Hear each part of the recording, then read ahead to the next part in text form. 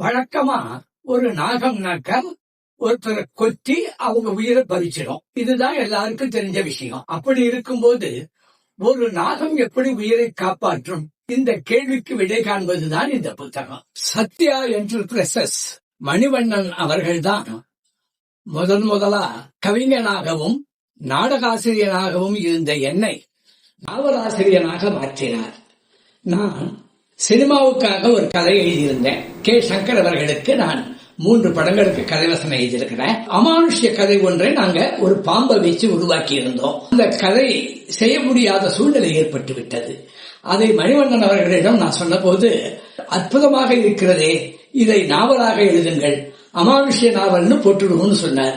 அப்படி எழுதப்பட்டதுதான் இதோ உயிரை காத்த நாகம் என்று சொல்லப்படக்கூடிய அமானுஷ்ய நாவல்.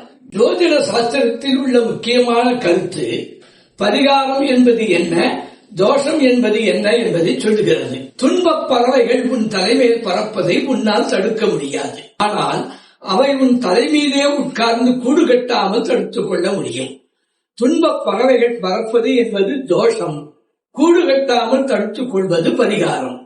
இப்படி என்ன பரிகாரம் செய்து அந்த தோஷத்தில் இருந்து அவனை காப்பாற்றுகிறார்கள் என்பதை சொல்வதுதான் உயிரை காத்த நாகம்.